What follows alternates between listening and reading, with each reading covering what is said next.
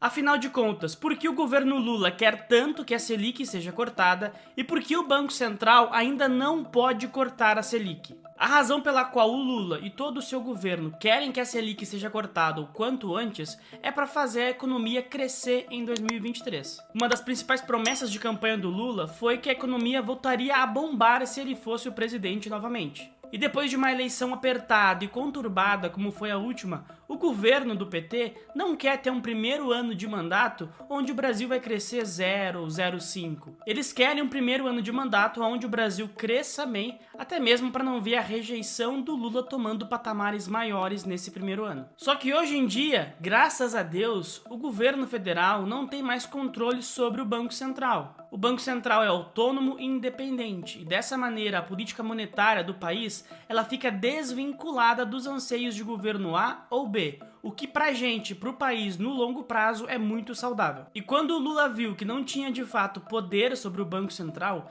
iniciou-se uma grande campanha para tentar queimar a instituição e também queimar o seu presidente, o Roberto Campos Neto. Nós vimos inúmeras entrevistas do Lula, onde ele inclusive criticava a autonomia do Banco Central, falando que era uma bobagem. Nós vimos a Gleisi Hoffmann falando várias vezes muito mal do Roberto Campos Neto, e inclusive vimos alguns parlamentares da base aliada do governo insinuando que o Roberto Campos Neto mantinha a Selic alta para dar mais lucro aos bancos, o que é uma completa idiotice. O fato é que a pressão vinha muito grande sobre o Banco Central e a última reunião do Copom serviu para aumentar ainda mais a raiva da cúpula petista. Nessa última reunião do Copom, o Banco Central soltou o seu comunicado dizendo que não cortaria a Selic e, se fosse necessária, a taxa Selic se manteria nesses patamares elevados por um período maior de tempo devido a inúmeras incertezas que eu vou pontuar daqui a pouco. E eu sei que muita gente olhando até aqui vai pensar, bom, mas se o governo quer que a economia cresça, isso é uma coisa boa, então o Banco Central de fato deveria cortar a Selic, correto? Não, não é tão simples assim. Vamos pegar o exemplo da Turquia.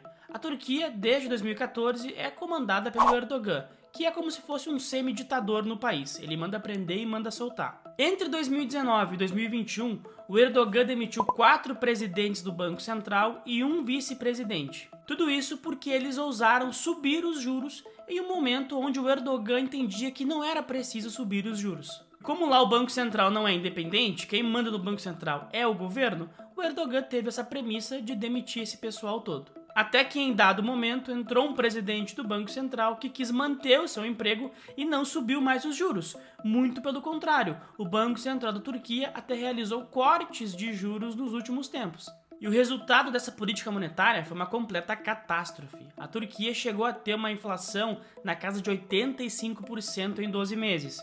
Hoje, essa inflação está na casa dos 60% em 12 meses. Ainda assim, é uma inflação muito elevada, enquanto a taxa de juros está na casa dos 10%. E além disso, a moeda do país, a lira turca, ela foi completamente obliterada. Olhando nesse gráfico aqui, nós conseguimos ver que a lira turca se desvaloriza mais de 92% frente ao dólar. Portanto, não é tão simples assim só cortar a Selic para a economia bombar. Existem muitos riscos atrelados nesse movimento.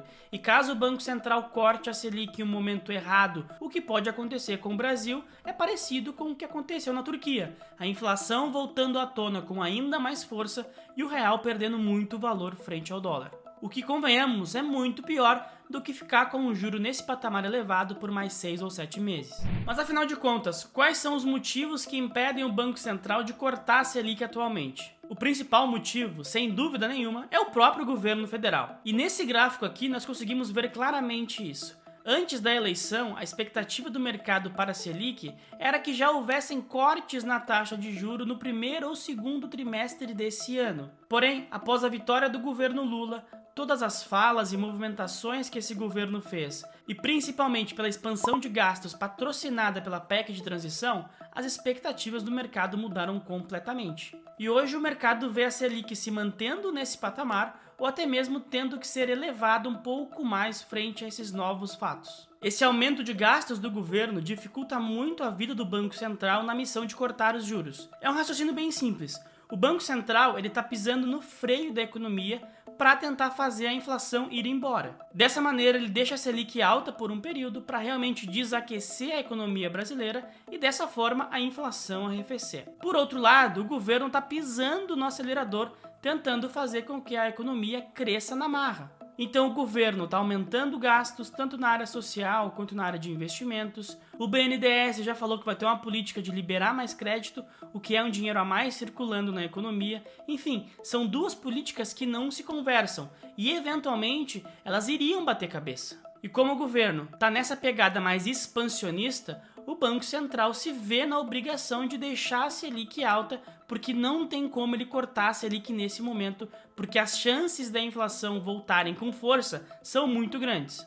E além disso, existe um cenário de incerteza muito grande. O Brasil não tem um arcabouço fiscal, nós não temos uma reforma tributária definida de como vai ser, o que vai acontecer. Nós temos um presidente que fala mal do Banco Central, fala mal de privatizações, nós temos uma série de inseguranças jurídicas acontecendo, enfim, tudo isso acaba aumentando o juro padrão do país. Os investidores vão demandar mais juro para poder investir no Brasil. Existem duas formas de um país se financiar. A primeira delas é com os impostos e a segunda delas é vendendo títulos da sua dívida para investidores.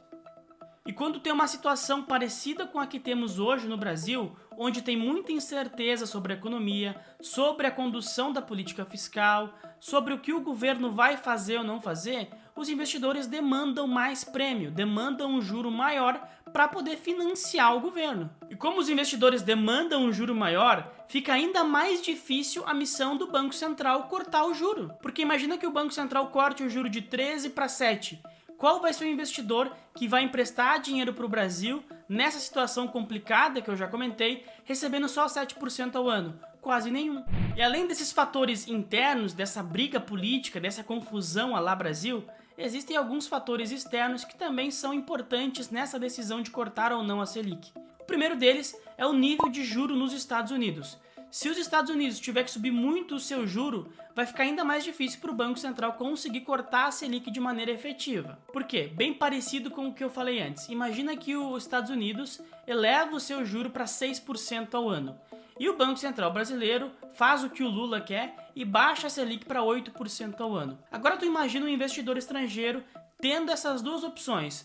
Ou ele investe nos Estados Unidos, na economia mais segura do mundo, tendo a segurança do dólar para ganhar 6% ao ano, ou ele vem aqui para o Brasil com toda essa bagunça que eu já comentei para ganhar 8% ao ano. Obviamente que todo mundo vai comprar títulos da dívida americana e não brasileira. Dessa forma, vai ser ainda mais difícil para o governo se financiar. E o outro fator é a reabertura da China. Como a China saiu do Covid-0 no final do ano passado e agora a sua economia está pegando no tranco novamente, o país está começando a andar, isso vai trazer uma aceleração para a economia global e vai fazer com que os preços das commodities deem uma subida. Isso também vai contribuir para que a inflação fique um pouco mais persistente no restante do mundo e vai fazer com que os bancos centrais mantenham seus patamares de juros um pouco mais elevados e, consequentemente, também acaba dificultando para que hajam cortes efetivos na nossa taxa Selic. Deixa eu dar a minha visão sobre tudo isso. Eu acredito que a Selic sim está extremamente alta, está num patamar muito elevado e poderia estar num patamar menor, eu acredito nisso. Mesmo porque a inflação aqui no Brasil está de certa maneira controlada, apesar de ainda existirem alguns riscos. Porém, todavia, entretanto, a maneira com que o governo está tentando causar esse corte na Selic é a pior maneira possível. Criar uma campanha difamatória contra o Roberto Campos Neto, ficar fazendo insinuações, criticando a independência do Banco Central, enfim, esse tipo de coisa não ajuda em nada o juro a cair. Muito pelo contrário, esse tipo de coisa apenas aumenta a incerteza, aumenta a tensão e deixa o corte de juros ainda mais distante. Tem o efeito contrário do que o governo almeja. Se de fato o governo quer que a Selic caia, o governo deveria dar indicativos mais claros para o mercado sobre responsabilidade fiscal, deveria dar uma contida nos gastos, deveria apresentar um arcabouço fiscal crível o quanto antes,